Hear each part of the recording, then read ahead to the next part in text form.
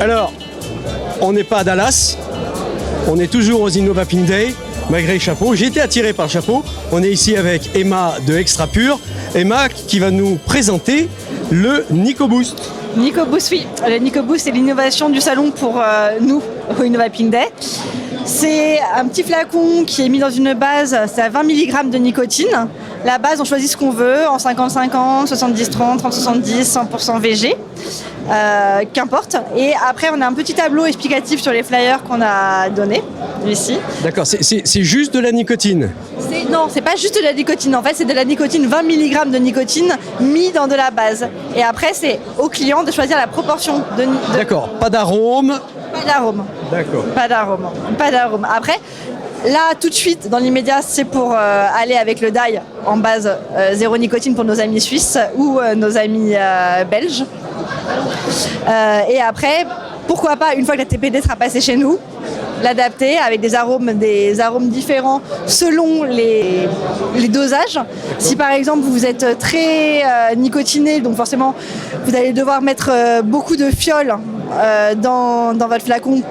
Donc forcément vous allez diluer encore plus l'arôme. Donc il faudra avoir des adaptations d'arômes selon les... Ok, donc le NicoBoost qui permet de nicotiner une base. Voilà. Oh, oui, nicotiner une base. Une base, voilà. Alors sinon, quoi d'autre? Sinon quoi d'autre? Le Highland, qui est juste là. Là, c'est une fiole test en 15 ml. Normalement, ce sont des flacons de 30 ml. C'est un tabac universel, donc un tabac qui potentiellement peut plaire à tout le monde. Note de noisette et tourbe de whisky caramélisé. Ouais, d'où le nom Highland. C'est ça, d'où le nom Highland. La gamme 1964. Pour l'instant, une référence, le Highland. Peut-être qu'on va sortir d'autres par la suite. On ne sait pas encore. D'accord. Le flyer.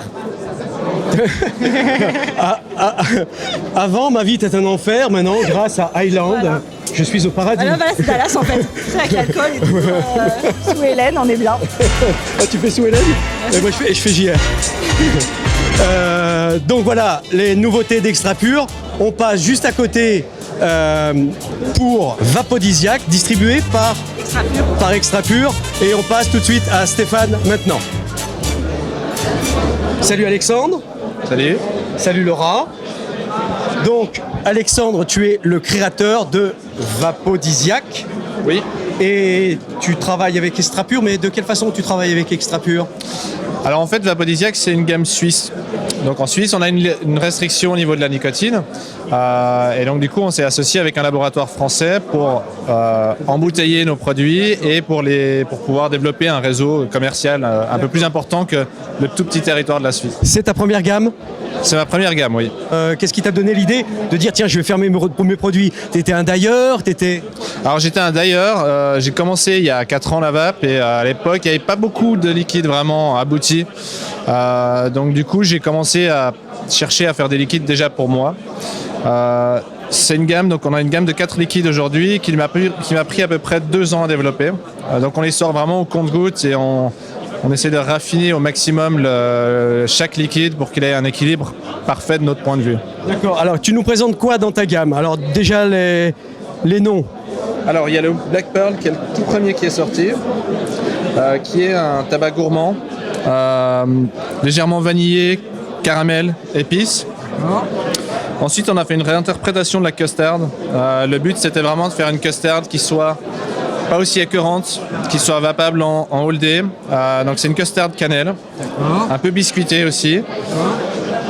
Ensuite, il y a eu le Clockwork parce qu'on voulait faire un fruité. Moi, je suis quelqu'un qui n'aime pas trop les fruités purs, donc j'ai fait un fruité gourmand. Donc c'est une orange sanguine, bien acide, bien mûre, et elle est coupée par une touche de vanille pour arrondir un peu le tout. Et le dernier? Et le dernier, c'était vraiment un challenge pour Vapodisiac, c'était de travailler les 2 arômes qui pour moi sont les plus difficiles à travailler dans la vape, c'est le chocolat et le café. C'est une recette qui a pris à peu près 1 année à aboutir parce que c'est des arômes qui sont très difficiles à reproduire. Alors je confirme, c'est très bon, c'est léger, c'est pas trop fort comme un produit américain, c'est vapable toute la journée. Et effectivement, on a un bon goût chocolat. Donc, pourquoi les chapeaux de cow-boy?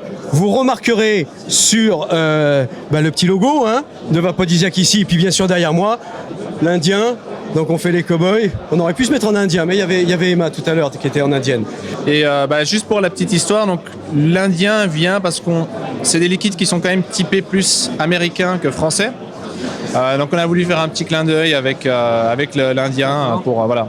Alors c'est typé américain, mais c'est pas fort comme un produit, un arôme américain. Non. Les Américains, c'est chargé quand même. Voilà. Là, ça va, c'est pas trop chargé. Alors le but c'était vraiment de faire de l'américaine à l'européenne en fait. C'était de prendre les goûts qu'on utilise aux États-Unis en revenant sur des choses plus vapables pendant toute la journée, pendant toute la semaine, pendant tout le mois. D'accord. Eh bien écoute, merci Alexandre.